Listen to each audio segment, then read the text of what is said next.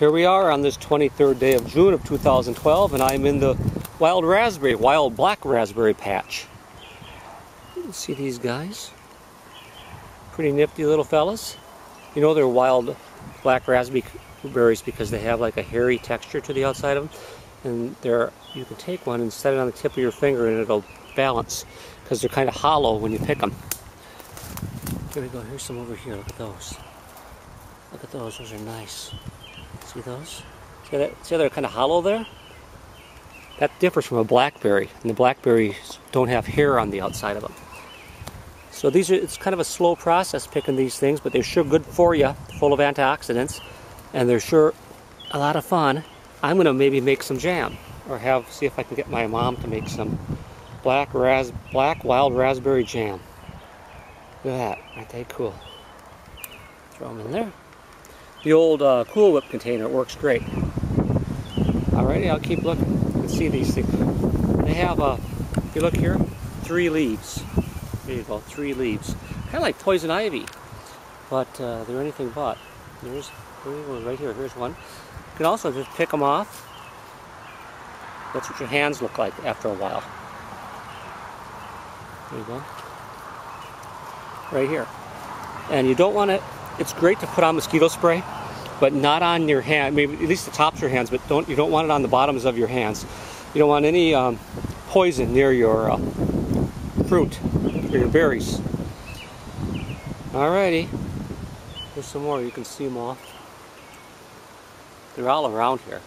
Look at all those. The red ones aren't ripe yet. There's some more. These wild black raspberries. I say to watch out because poison ivy can grow right in with the raspberry patch, and so I'm kind of careful, but no problem so far. Look at those beauties. See if I can zoom in on some here.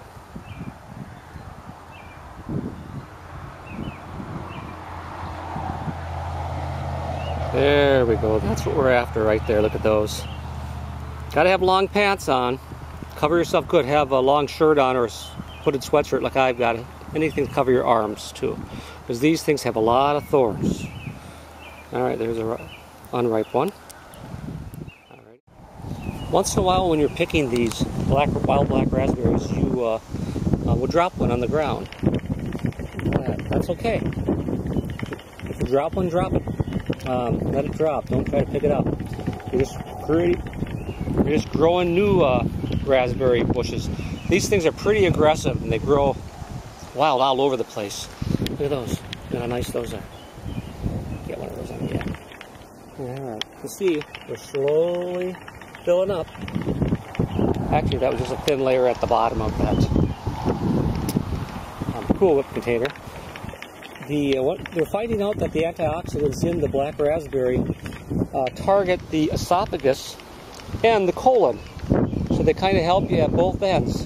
I have a theory that since man, over the course of thousands and thousands of years, was a berry eater, a hunter-gatherer, our bodies began, whoa, gotta watch out when you're picking berries because you can get poked in the eye with tree limbs.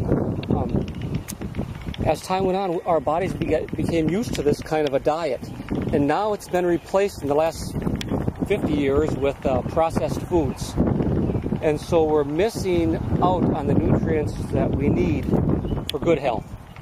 And we can slowly but surely start picking our way back into health by eating things like this. Got to be careful. A lot of people eat them right off the vine. I do a little bit, but I prefer to take them home. There we go. You can see I'm getting berry fingers right now. I like to take them home and wash them. Get them nice and clean. Anything on them, any bird dropping. If you see one that looks like it has anything on it, don't pick it. Let it grow a new bush. I might take some of these seeds and that are in the fruit, and plant them around the Cedar River in town. Get them really going good. They're already there. They're already established, but I could really get them going good. There we go. Here's another one right here. You see, that's a nice one. I picked a couple of them next to it. There's one over here. There we go. A couple more. So it's an arduous process.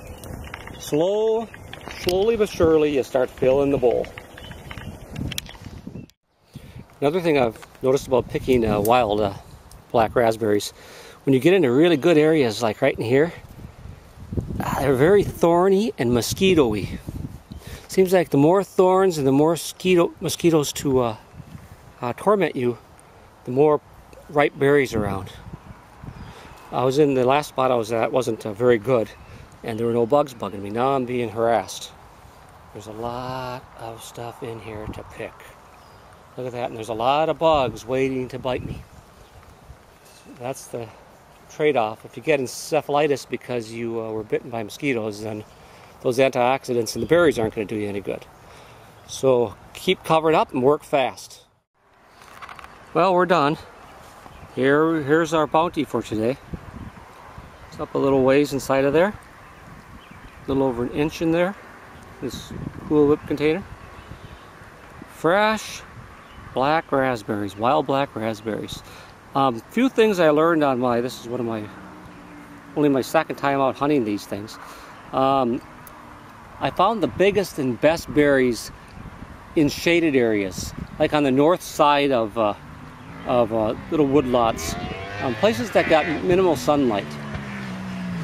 If you didn't have a lot of sun, maybe a little bit of late afternoon sunshine, then there you go.